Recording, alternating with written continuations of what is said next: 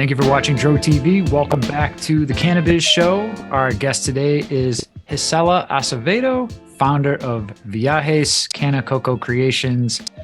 Gisela, thank you for joining us today. Hey, Mike. Thank you for having me. Yes, we met recently at the Florida Cannabis Festival. We recorded an interview, some technical difficulties on our end. Technical difficulties may mean too stoned, but nonetheless, we're here now, and we wanted to make sure that we did get you on the program and we had a chance to promote your company. So thanks for coming back on. Yeah, no problem. So can you tell us a little bit about yourself, Gisela, and your company, Viajes? Okay, so me, myself, and my company. All right. I already got nervous. I'm sorry. No worries. But yeah, I am vegan. I've been vegan for about 5 years, and cannabis. I've used cannabis for a while now. It's been I don't know. It's just been kind of like a little outlet in a sense, you know. So being vegan, like trying to find like vegan cannabis products was really hard, and I was already being creative because I'm a little fatty at heart. So when I went vegan, I was like, I still need to eat all my food. I need to figure out how to eat the same things and eat good too. Right. So like the creative person in me started coming out. Like I call myself like the little mad scientist in the kitchen. Like I just play, you know. I look up all these different recipes, like different ideas and things I didn't understand. I just started like researching it, you know. And I just started recreating my own vegan food, and it was so much fun. Like creating something out of nothing, and it was actually coming out good, you know. So then I had the idea. I was like, you know what? Let me see if I can do my own vegan edibles, you know. So I just started researching again because I'm an overthinker. So I just like started doing all this research, how to do it and everything. So then I made my first batch of edibles, vegan edibles. I did not know anything about milligrams or portioning. And I went on a trip, un viaje. Okay. And that's where the name came from, or got inspired from. Yeah, so, and of course, I needed to fix that, do more research, because I needed to figure out how to have the perfect balance, if that makes sense, you know? Yeah. And like I said, it was just so much fun, just like doing all this experimentation, you know? And, you know, like I mentioned before, like I'm an overthinker and I do have like anxiety. So if I can have like a well-balanced like edible, like sometimes eating edibles is better than smoking in some certain cases, you know? So I just got experimental there, and I'm very close with my father. So I decided to be open with him about like my usage with cannabis, you know? He was not happy with it at all, you know? And I explained to him like how it can help and everything, but he just has like kind of like the older mindset in the sense that like you're gonna go to jail for like 20,000 years. It's the gateway drug. I'm gonna be an addict. I'm gonna be a homeless on the street, like, you know. And I'm like, "Pa, you know me." Yeah, what really? And he has horrible pains. Like he has a shoulder operation that needs to be reoperated. The other one needs to be operated. He had a back accident many years ago that he never fully recovered. He is not a doctor person, so it's like he avoids even like getting himself checked in that sense. So I kind of like him on topicals, how that it doesn't enter your bloodstream, it doesn't give you that psychoactive effect, because you know it's interacting with the skin receptors versus getting into your bloodstream and pumping through everywhere. And in that case, also it's not gonna technically pop up in a drug test, you know. Certain cases, you know, who knows. Sure. But yeah, so he was like, all right, I'll give it a try then. I'll listen to you. I trust you. And like I said, me and him we're really close. So he was like, I'll try the topical. So when I first made like the cookies in a sense, what I did, because you know most people they use butter, right? Butter technically is not vegan, so I use coconut oil, CannaCoco, you know, Viajes CannaCoco. Nice. Yeah. So I use the coconut oil. So obviously I use that in my food, but coconut oil is also like topical as well. Like it's versatile. So I use that like not concentrated, but that infused oil, like just straight on my father's elbow one day when he came over after work, that he was in horrendous pain and he could not even like bend his arm at all, you know? And I was like, Bobby, I finally made it. You want to try it? He's like, oh my God, yes. Because I can't even like, I can barely move it. Like he was stiff. So, I put it on and we just started talking because, that's the way we are. And then like about 10 minutes later, he's like, oh my God, I can like move it. Like it still kind of hurts, but I can move it, you know? Like 10 more minute passes. He's like, oh my God.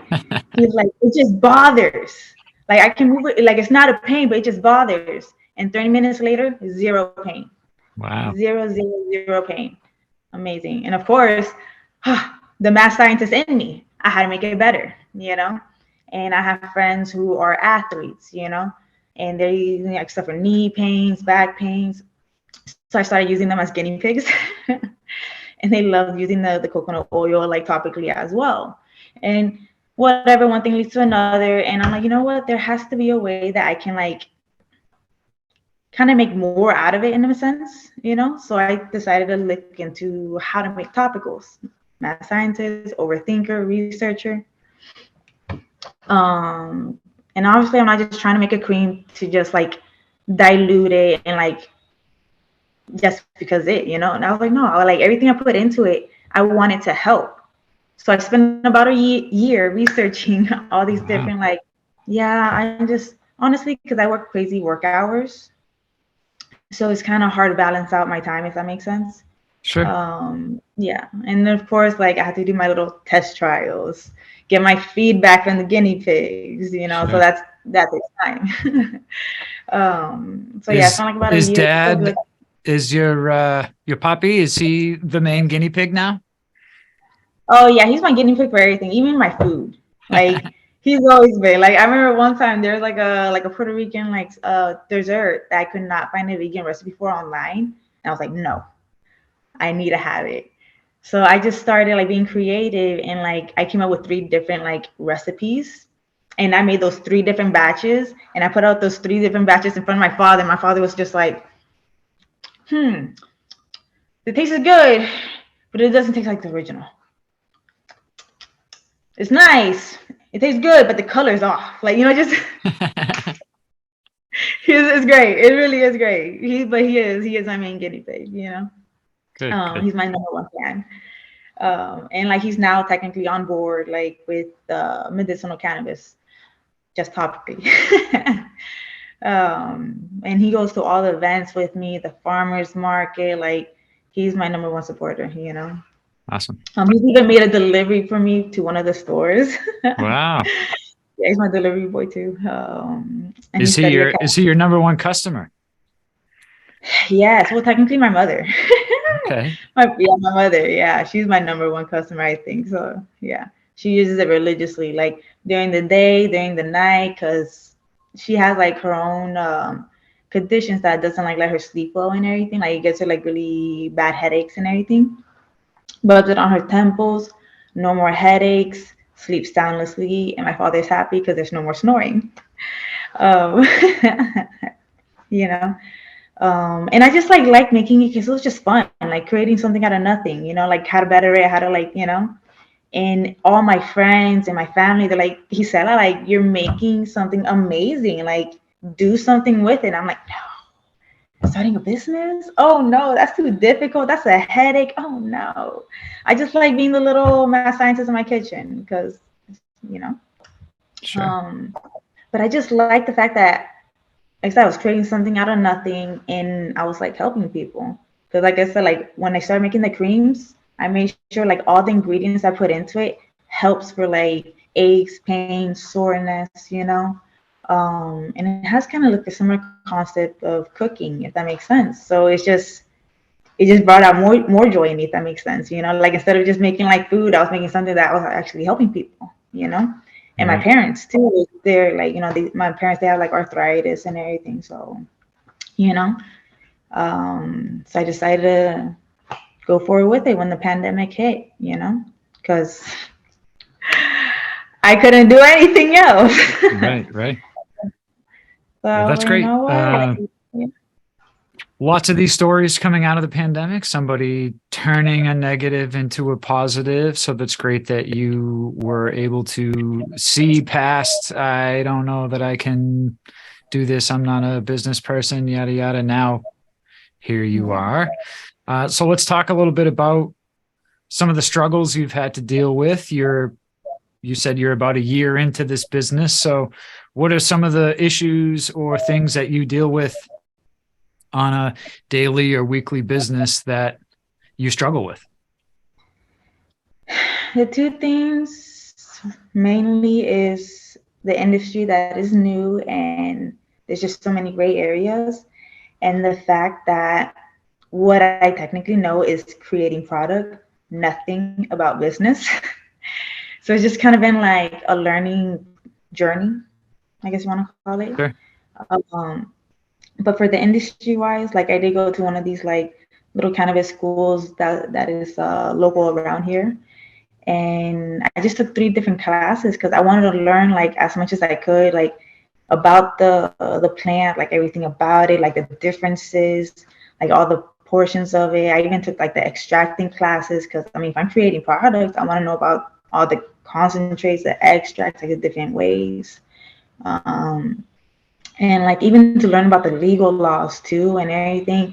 And it was great networking as well in practice because I did a little bit of volunteering, so I did some hands-on things as well. And the classes were interactive, so I did some of the things myself because all I did was just play in the kitchen. I didn't do nothing about like anything like doing actual like extracts like the concentrates, like the presses, even growing or even creating like all the little hydro whatevers. And then so that was like kind of my basis, you know, like I did my networking. Now I had like people that I can talk to, you know, because in my friend groups, like no one of course is starting in this area.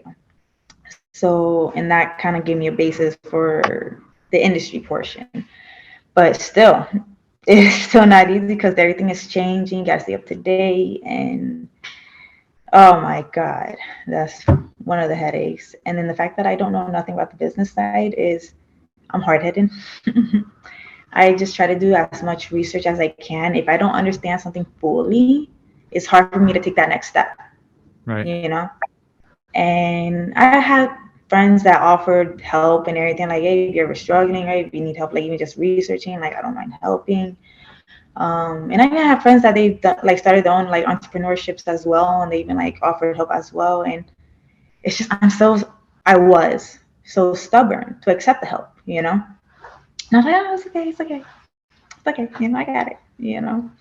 But that's something I had to learn along, well, in this current year, in other words, to accept the help, accept that you can't wear all the hats in the world, because of course, starting in a business, you're doing majority of things on your own, you know. But there's just certain things, especially in this industry, when you don't understand a lot of things because it's always changing, it's still new, gray areas. You gotta accept the help when they come around. And the second I started doing that, it's been like a game changer, complete game changer. It's still not easy, but I'm learning. It's part of the journey. Great. Yeah, there's people that struggle with asking for help. I'm the same way. I'm very independent. I like to do everything myself, but as I get older, I get busier. I realize I'm not 20 years old. I can't do 10 things at once. So yeah, it's good to have a support system and people around you that are willing to help. And it's great acknowledging the fact that not only do you need help, but it's okay accepting help. Yeah. It's Cool. okay. So let's talk a little bit more about the body butter. Mhm. This is your main product right now. What made you decide on the body butter as opposed to edibles or some other type of topical? Because of the industry. It's easier to start with topicals because it's not necessarily regulated by the the Department of Agriculture. It's regulated by the Department of Business because it's considered cosmetic versus an ingestible. Okay. You know, so as long as it follows the regulations that it has like less than 0.3 THC, because it's technically considered cannabis, is good because you're not ingesting it into your body. It just stays topical. So it's not regulated by the Department of Agriculture where I need all these costly permits that are hard to get. So since I'm starting out, I was like, okay, let me just kind of like dip my toes, and start pretty much where I could, but my goal is to add in all those other products. I just need to lift up a little bit, get Sure. there. Yeah. Yeah.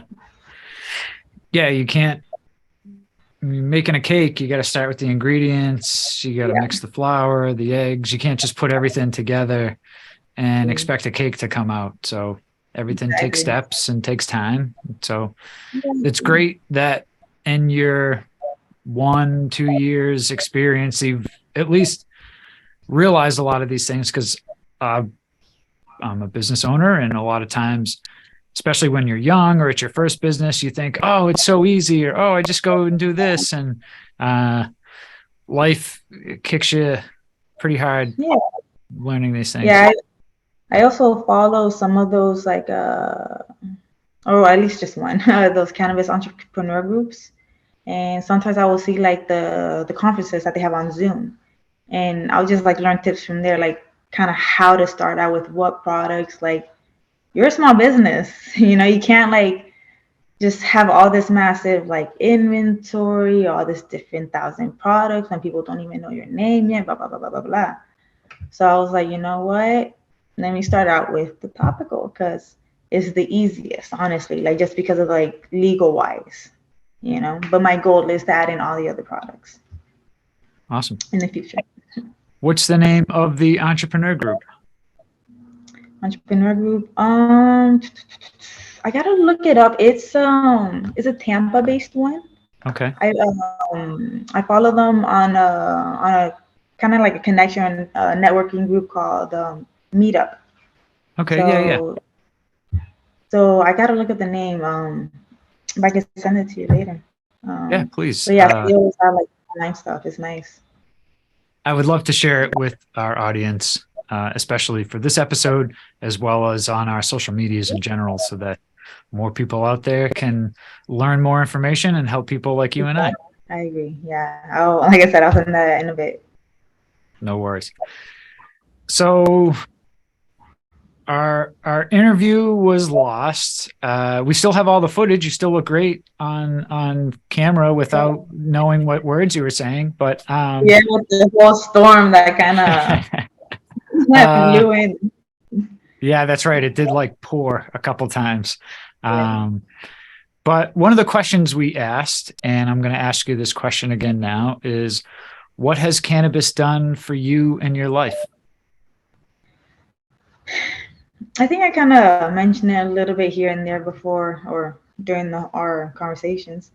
It's just been like an outlet, like I just always been a shy person. I've always been an overthinker, just with anxiety and just, oh my gosh, just like kind of like the little hermit in the crowd. I just was like, Sure. So it's just, I don't know, that just kind of like made me more calm, more mellow. Like it kind of shuts off the overthinkingness. And even just made me more like it was just easier to be more casual and everything. And then too, like, I do work crazy hours. So sleeping became an issue for me as well. So like, it just became, oh my God, sometimes I was only sleeping like 2-3 hours. Just because of like work schedule. And it just became normal for my body, and which is obviously not healthy. So it's just like that helps me like get like better sleep or sleep a little longer, and because of that work schedule. It's just, I don't know, it's just everything. It really helped me, like I said, it just kind of eased my anxiety, my stress, kind of makes me more like mellow, a little more happier, like calmer, and just sleep better, even eat a little better too, So it's been really good. It's been really good for me because all these other medications they just have bad side effects, horrible side effects. And I remember I was on pharmaceutical drugs for my or medications for my anxiety, and the side effect was that it caused me to sleep drive twice, almost Wow. costing my life. And I was like, no. I even brought it up to the doctor, and they're like, that doesn't sound right.